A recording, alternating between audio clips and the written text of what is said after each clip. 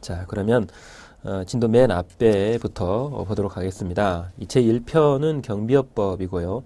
제2편은 청운경찰법입니다. 그리고 이제 제3편은 조문을 경비업법, 그리고 이제 시행령, 시행규칙, 그리고 청운경찰법, 그리고 이제 시행령, 시행규칙, 이렇게 제3편의 조문을 실어드렸어요. 그래서 일단 제1편부터 제가 경비업법부터 시작을 해보도록 하겠습니다.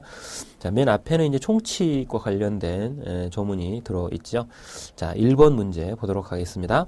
다음 중 경비업법상 집단민원 현장에 해당하는 것은 몇 개입니까? 라고 되어 있습니다.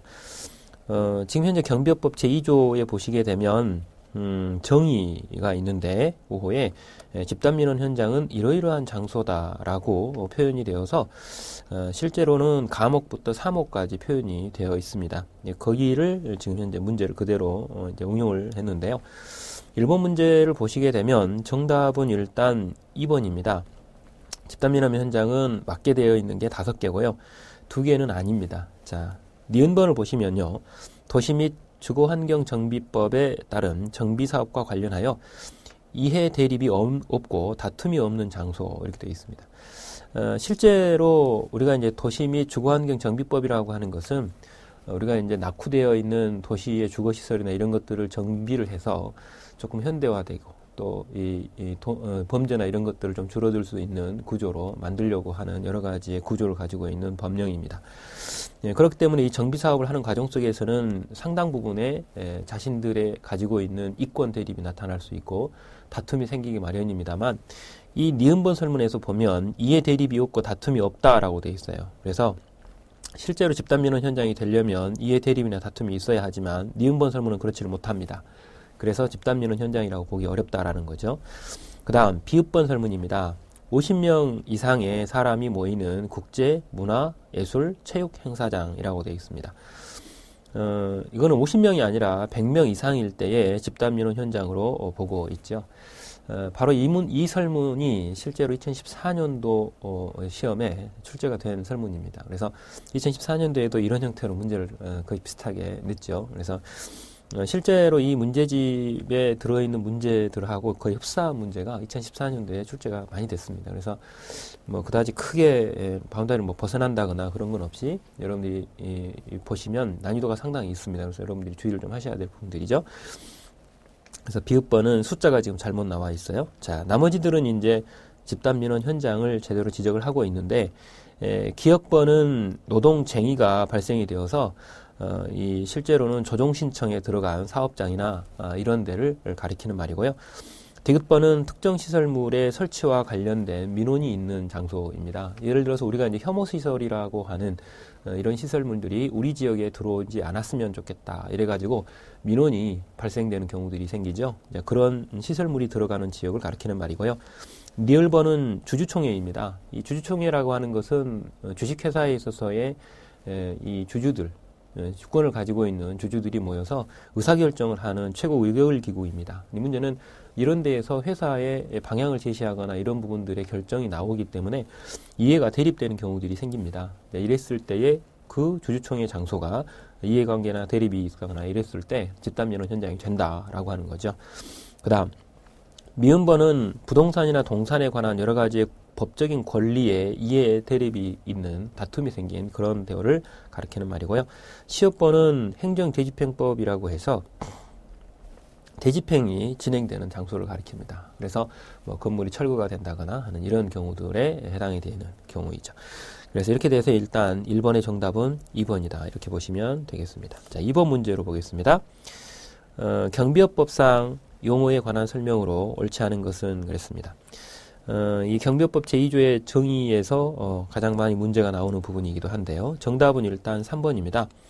특수경비원이라고 되어 있어요. 이 특수경비원이라고 하는 것은 실제로 이 특수경비 업무를 수행하는 사람을 가리키는 것으로 항공기를 포함해서 공항 등과 같이 대통령령이 정하는 국가 중요시설의 경비, 도난, 화재, 그리고 위험 발생 방지 업무를 맡고 있는 사람을 우리가 특수경비원이라고 합니다. 그런데 이번에 3번 설문을 보시면 특수경비원이란 신변보호 업무를 수행하는 자를 말한다라고 표현되어서 이거는 신변보호의 경비 업무를 맡고 있는 일반 경비원을 가리키는 것이죠. 그래서 3번은 주어하고 그 뒤에 나와 있는 설명이 안 맞습니다. 그래서 2번의 정답은 3번이 되는 것이고요. 1번 설문에 보면 경비업이라고 되어 있어요. 이 경비업이라고 하는 것은 경비 업무의 전부 또는 일부를 도급받아 행하는 영업이다라고 표현이 됩니다. 2번은 호송경비 업무입니다. 이 호송경비에서 이 호송의 대상은 사람이 아니라 물건입니다. 그래서 현금이 될 수도 있고 유가증권이 될 수도 있고 귀중품이 될 수도 있어요. 이렇게 이제 물건에 대해서 도난이나 화재나 위험 발생을 방지하는 이런 일들을 가리키는 것이죠. 그리고 4번을 보시면 무기라 함은이라고 되어 있습니다. 이 무기라고 하는 것은 인명과 신체에 위해를 가할 수 있도록 제작된 권총이나 소총 등을 가리킵니다. 라고 되어 있죠. 실제로 인명이나 신체에 위해를 가할 수 있도록 제작되었다라고 했기 때문에 우리가 통상적으로 무기는 두 가지로 이 법학상 구분을 합니다. 성질상의 무기라 그래서 지금 여기에 나와 있는 것처럼 사람을 죽거나 다치게 할 목적으로 만들어진 그런 무기. 그리고 이게 이제 성질상의 무기이고요. 용법상의 무기라고 하는 것은 원래 만들어질 때에는 사람을 죽거나 다치게 할 목적으로 만들어진 건 아닌데 사용 용법에 따라서 사람을 그렇게 해하게 하는 이런 경우들이 생길 수 있어요. 우리는 이걸 보고 이제 용법상의 무기라고 하는데요. 2번의 4번 설문은 성질상의 무기를 가리킨다 이렇게 보시면 되겠습니다. 그래서 2번의 정답은 3번이다 이렇게 보시면 될 것 같고, 그 다음 3번 보겠습니다. 경비업 법령상 일반 경비지도사를 선임 배치할 수 없는 경비 업무는, 이거는 정확하게 표현하면 경비지도사의 종류를 묻고 있는 문제입니다. 경비지도사의 종류는 일반 경비지도사와 그리고 이제 기계경비지도사 둘로 구분을 하고 있죠. 기계경비지도사는 기계경비 업무를 맡게 되어 있어요. 그리고 이제 나머지 경비 업무를 맡는 경비지도사를 우리는 일반 경비지도사라고 합니다. 그렇기 때문에 3번 시험 문제에서는 배치할 수 없는 경비 업무라고 했기 때문에 기계경비업을 할 수 있는, 기계경비를 맡을 수는 없어요. 그렇기 때문에 3번의 3번처럼 기계경비업이 답이 되겠죠. 배치할 수가 없습니다. 거기는 기계경비업에 대해서는 기계경비지도사가 따로 있기 때문에 거기는 배치될 수 없죠. 그래서 정답이 3번이 되는 것이고요. 그 다음 4번은 개념인데 가로 안에 알맞는 말을 이렇게 넣는 문제입니다. 경비업법상 경비업에 대해서 묻고 있습니다. 그래서 경비업의 종류를 묻는 문제이기도 하고 안에 들어가야 될 단어를 묻고 있기도 하죠. 경비업의 종류는 5가지입니다. 그래서 제가 여러분들에게 이런 시간에 신호기 특설이라고 외우십시오. 이렇게 말씀을 드렸죠. 그래서 시설경비 업무, 호송경비 업무, 그리고 이제 가로 안에 보면 신변보호 업무, 그리고 기계경비 업무, 그리고 특수경비 업무입니다. 그래서 첫 번째 가로가, 혹은 첫 번째 가로나 두 번째 가로는 뭐 순서하고는 상관이 없이 신변보호 업무나 신변보호 업무하고 특수경비 업무를 집어넣으시면 되는 거고요. 그 다음 전부 또는 일부를 무엇을 받아 행하는 업무?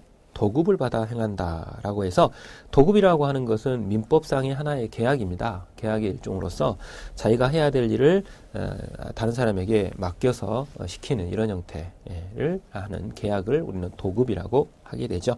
그 도급을 통해서 일을 시키고 그것에 대해서 서로 돈을 지불하는 채권 채무 관계가 발생이 되는 것입니다. 그래서 정답은 4번의 정답은 1번이 된다 이렇게 보시면 되겠고요. 그 다음 5번 문제입니다. 용어 정의 문제인데 틀린 걸 고르라는 문제이죠. 정답은 2번입니다.